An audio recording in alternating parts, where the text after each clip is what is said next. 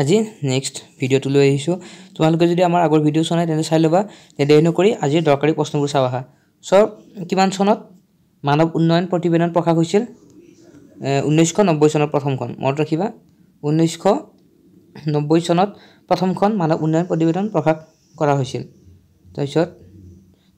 UNDP ফুল অৰ্থটো চাই ল'বা United Nations Development Programme UNDP বুলি কোৱা হয় তাৰপিছত দৰকাৰী কোৱেশ্চন এটো চাই ল'বা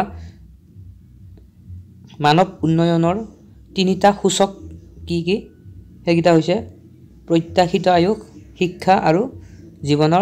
জীৱনযাত্ৰাৰ মান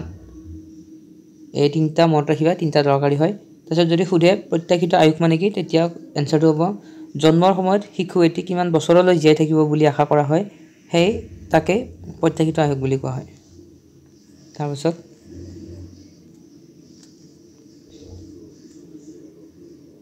এতে অৰ্থনৈতিক আমাৰ পঞ্চবাৰ্ষিক পৰিকল্পনাৰ মূল লক্ষ্যসমূহ বিষয় আছে অৰ্থনৈতিক উন্নয়নৰ হাৰ ক্ষীপ্ৰতৰ কৰা আৰ্থসামাজিক বৈষম্য দূৰ কৰা দৰিদ্ৰতা নিৰ্মূল কৰা সৈগিতা তোমালোকে চাই দিবা ওপৰে অৰ্থনৈতিক পৰিকল্পনাৰ ওপৰত তাৰপিছত কেতিয়া আনিছিল প্ৰথমটো অৰ্থনৈতিক পৰিকল্পনা চাই ল'বা 1951 চনৰ পৰা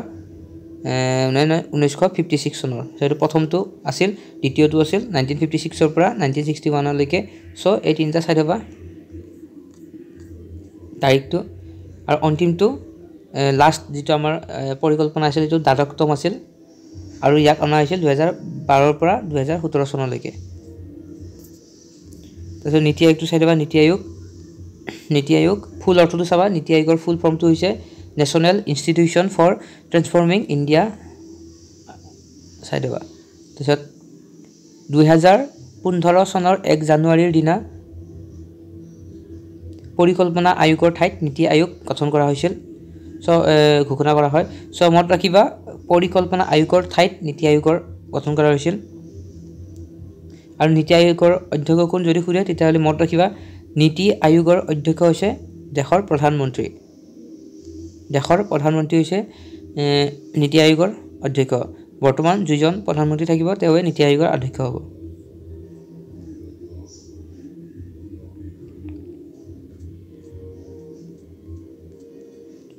তাৰপাছত এইখিনি চাবা এটা প্ৰশ্ন আহিব পাৰে যে 1951 চনৰ পৰা 1990-51 চনলৈকে আৰু দ্বিতীয়তে 1991-1992 চনৰ বৰ্তমানলৈকে এক মিনিট মই আকৌ কৈ আছো প্ৰশ্নটো সো 1951 চনৰ পৰা 1990-91 ৰ সময়ছোৱাত পৰিকল্পনাৰ লক্ষ্যসমূহ কি আছিল যদি সুধে পৰীক্ষাত তেতিয়াহ'লে এইখিনি চাবা লক্ষ্যসমূহ অৰ্থনৈতিক উন্নয়ন ক্ষীপ্ৰ কৰি তোলা আধুনিক প্ৰযুক্তিবিদ্যা প্ৰয়োগৰ ওপৰত গুৰুত্ব প্ৰদান so 1 number 2 number 3 number 4 number ইয়াত বহুকেইটা দি আছে তোমালোকে নিজৰ সুবিধা অনুসৰি চাই ল'বা 4টা বা 3টা চাই ল'বা ভালকে মনত ৰাখিবা অৰ্থনীতিৰ যদি সুধে সেই সময়ছোৱাত ভাৰতীয় অৰ্থনীতিৰ মূল লক্ষ্যসমূহ কি আছিল আৰু সেই সমস্যা কোনটো আছিল সমস্যাটো আছিল 1950 পৰা 51 পৰা 1990 আৰু 91 চনৰ সময়ছোৱাখিনি সো এইখিনি চাই ল'বা তাৰপিছত অৰ্থনৈতিক সংস্কাৰ কেতিয়া কৰাইছিল তোমালোকে যদি জানা কমেন্ট কৰি জনাবা উদাৰীকৰণ চাই ল'বা উদাৰীকৰণ দেশৰ আৰ্থিক ব্যৱস্থাৰ ওপৰত থকা ৰাষ্ট্ৰৰ নিয়ন্ত্ৰণৰ শিথলীকৰণ হল উদাৰীকৰণ লগতে আছে বিশ্বায়ন চাই ল'বা ব্যক্তিগতকৰণ নিশ্চয় সকলোৱে জানা চৰকাৰী নিয়ন্ত্ৰণ আৰু ব্যৱস্থাপনাৰ অধীনত থকা প্ৰতিষ্ঠানসমূহ বেচৰকাৰী খণ্ডলৈ মুকলি কৰি দিয়া নীতি হৈছে ব্যক্তিগতকৰণ আৰু এই সকলোবোৰ 1991 চনৰ পৰা আৰম্ভ হোৱা আমি দেখা পাওঁ গোলকীকৰণ বিশ্বায়ন এই সকলোবোৰ চাবা গোলকীকৰণ বা বিশ্বায়ন কি চাইবা দৰকাৰী কোৱেশ্চনৰ পৰীক্ষাৰ বাবে দেশ এখনৰ অৰ্থনীতিৰ সৈতে বিশ্বৰ অন্যান্য দেশৰ অৰ্থনীতিৰ সংযোগ স্থাপন বা সংহতি সাধন কৰাটো হৈছে গোলকীকৰণ বা বিশ্বায়ন সো চাইবা এইখিনি দৰকাৰী হয় এইবোৰ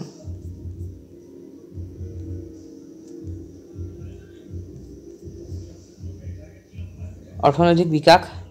আৰু অৰ্থনৈতিক উন্নয়ন চাই ল'বা অৰ্থনৈতিক বিকাশ আৰু অৰ্থনৈতিক উন্নয়ন এই দুটা চাই ল'বা লগতে ব্যক্তিগতকৰণ বিশ্বায়ন উদাৰীকৰণ চাই ল'বা তাৰপাছত অৰ্থনৈতিক বিকাশ আৰু অৰ্থনৈতিক উন্নয়নৰ দুটা পাৰ্থক্য চাই ল'বা মানৱ উন্নয়নৰ তিনিটা সূচক কি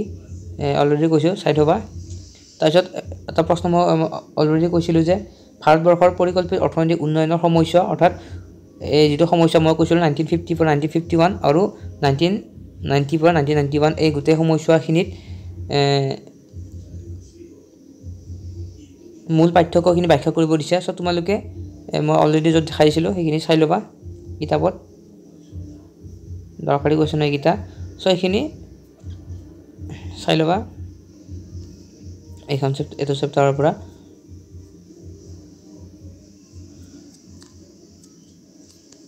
তাৰপিছত নেক্সট ভিডিঅ' আমি আনি আছোঁ তাতে দৰকাৰী কোৱেশ্চন কেইটামান নিম সো তোমালোকে ভিডিঅ'বোৰ চাই লাইক কৰিবা কমেণ্ট কৰি জনাবা আৰু কোনে কোনে এবাৰ পৰীক্ষা দিবা মেট্ৰিক তেওঁলোকে কমেণ্ট কৰি জনাবা নিশ্চয়কৈ